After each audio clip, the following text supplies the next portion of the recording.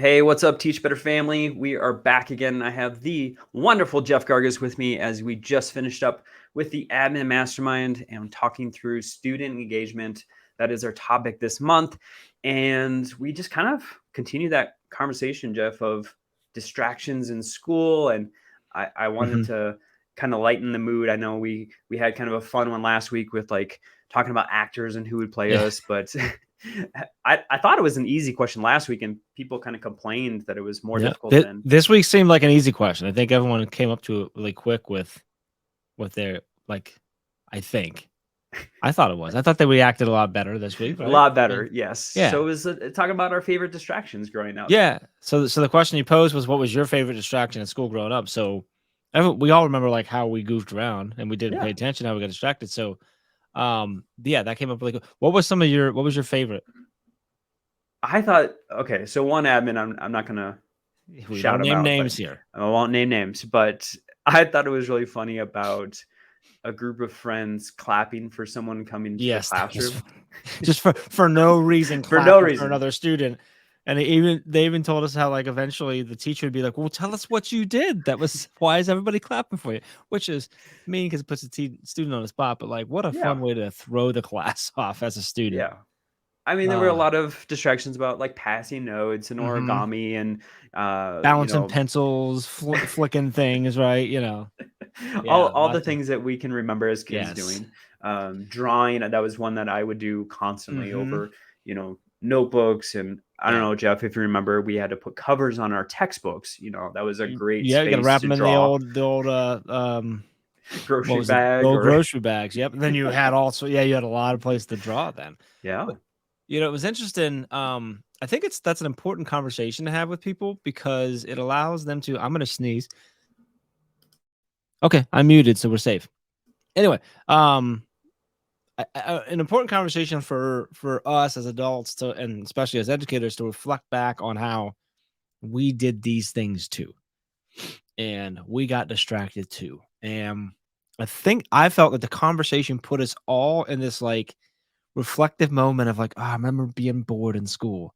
I remember being distracted in school. I remember not caring what the teacher thought." And I think it's really important to do for us to then go, "Okay, all right, I understand how the kids feel in my class or in my, in this case, in my school or in my district."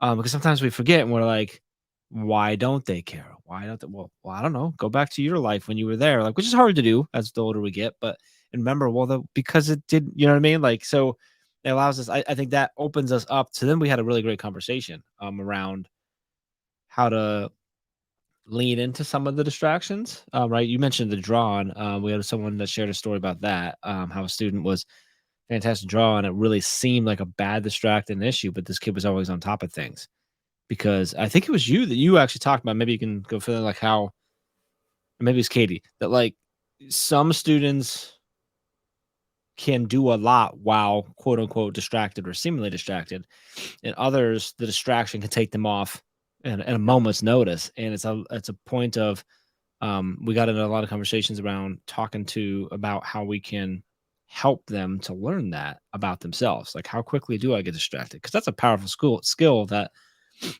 not all adults have.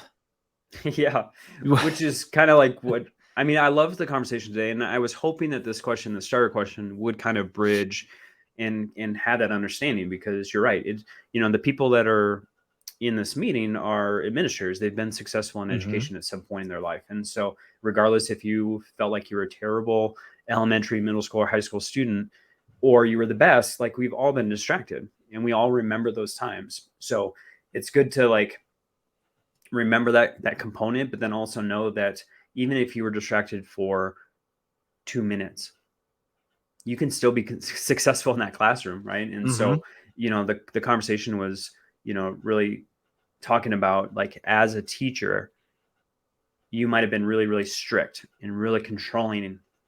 And now as an administrator, you're looking back and you're going, huh, maybe it wasn't so bad if a student is skipping in the hallway versus walking or Mhm. having that small side conversation versus being a huge distraction in the classroom. Like there's levels to it, and how much attention do we really need to focus on those maybe small distractions, where we might be able to implement some different strategies in the classroom to get everybody to move around or to get regulated and Mm-hmm. then come back. So I love kind of the flow of the conversation today. Obviously starting with a fun starter question, but Yeah. then moving into kind of like the social interaction Well, piece. and it's, yeah, you were just referencing a lot of those little social interactions. That was one of the other questions that you posed to the group, was how, like, what impact those social interactions can have in the classroom. And we talked a little bit about how, like, how do we actually foster them positively instead of as a negative and a distraction. You want to speak to that a little bit? Yeah. So obviously, with a lot of the stories, it was like me and my friends did this. There Yeah, wasn't very, right, that's there right. weren't very many stories of it was just Nope. me as an individual. It was like that interaction Mhm. with other folks, and that's why I think people have those memories that stick with them for 20, 30, 40 years, is because of that interaction, that social interaction with other people. Yeah. And so, like, how can we harness that as educators in the classroom to make it a good thing? And I thought some of those suggestions was great, as far as, some people talking about reward systems, right? Like a great one was like TikTok dances. I Hmm. mean, just the last like 3 or 4 years, I can think of like our kids doing it more and more, before they get on the bus, before they go into the lunchroom, like they're doing the dances and whatnot. And you can either embrace that or you could really fight it. And so, Hmm. it's fun to hear like how students or teachers are using that as like a reward system of like, you guys, are engaged, you're doing a good job in the lesson. We can spend the last couple of minutes as a class doing something that's enjoyable to everybody. And so if that's TikTok dances, if that's drawing, whatnot. So love that piece. There was also a component of like talking about community and like how to build Hmm. into the classroom the sense of community with like, this classroom jobs, praising students as a group, not just a teacher to a student, but like the whole group, and Yeah. embracing that piece. And then also talking about like working together with like peer discussions, having peer accountability. You can talk about relationship agreements. I mean, there's a lot of different collaboration components that you can embed into the classroom to really Yeah. like take the positives of social interaction, instead of just trying to ignore it and then allowing it to fester into something that turns into maybe a social distraction. Yeah. Because a lot of times those social interactions that are distractions are like the kids actually realizing that they have connections and they have similarities and they have bonds and they're able to connect with each other. When that's speaking to that, um, the the community aspect of it and stuff. And we talked about like building those, like the regulation, like the self regulation skills.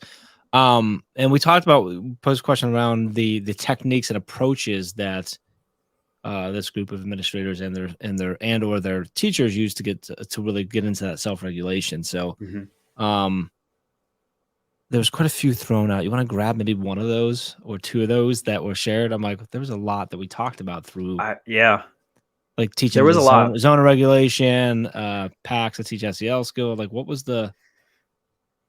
one jumped out at you as Well, what? I thought so. I posed this question because it was brought up by an administrator in regards to like something that was happening in a kindergarten class, as far Yeah. as a Hmm. teacher really focusing on focus, which was Yeah, that's an right. Yep. interesting concept. And so the activity was that the students were to watch something, and they were going around with a bubble maker. And the idea was like, how much are you focused on the distraction around the classroom, or how much are focused on the video that was being shown? And I thought that was a very interesting like social experiment, Yeah. especially with kindergartners. Oh, I no can't kidding. imagine what the They result don't love was. anything like they love bubbles. Oh my gosh, even adults. Yeah, that's a good point. So I just thought it was interesting, like how at such a early age, you're working on those SEL components, because Hmm. it is something that's an important skill to master, and even a lot of adults don't even have that. So I just loved how you know the concept of like taking breaks. And the point was brought up too, of like, you're going to spend time with students and on distractions, Hmm. and are you going to do it at the front end, or are you going to do it on the back end? So are you Yeah. going to give them a time to meditate? Are you going to give them a brain break or a movement opportunity Hmm. to get their brain stimulated, or even have some regulation strategies on a choice board or something like that for kids to um, understand their emotions and then be able to do something about it, right? So Yeah. Are we going to be are you going to proactive have, about it, or yes, reactive in how we handle and address things when they come up? Yeah. So if you're going to be reactive, I promise you it's going to be like 10 times longer. It's going to feel so much more like a distraction and an interruption versus an opportunity. Exactly. And I think if you're ready for those things, you're like, oh, there's my opportunity to use this brain break idea I had, or this whatever, this meditation option or whatnot it is. And I think that circles back. Someone referenced our good friends Hans and Jennifer Apple, who, Yeah. Jen Apple always says, SEO isn't another thing on the plate, it is the plate. And I think that comes into, well, when you have that, your plate's set. And so when that distraction comes, you're like, oh, I just pull this out and now we're going to do this. Yep. Versus, oh man, what do I do now? Like, and I think that was a really cool conversation around that. Yeah.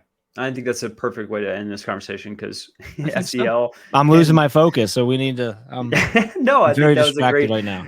Great point, and embracing just the idea that distractions are going to happen. So what are we going to do with it, right? So if you think like I should have 0 distractions, everyone's going to be engaged the entire time, I think that's going to be a much more difficult lesson, school year, with that mindset. So, all right, Jeff, I just want to let everyone know again, if you're joining us on YouTube and you haven't been a part of the Mastermind, every Tuesday morning, 9 a.m. Eastern, and you can go to this link, teachbetter.com/mastermind. You can sign up. It's free to collaborate with so many amazing administrators all over this country.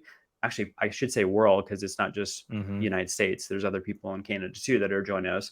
And so you can go to teachbetter.com/mastermind, sign up. I can't wait for next Tuesday, because we're going to finish up this month with student engagement. Nice. So I want to note too, Josh, when you sign up there, you'll get the reminders and a link to join us every Tuesday, but you also will get these recaps that we do. So if you can't make a meeting, that's okay. You can drop in, attend once a month, once every couple months, hopefully every week. That's fine. But you'll get these recaps so you can still stay connected to the conversation and be involved in it and stuff. So teachbetter.com/mastermind. Awesome. All right, buddy.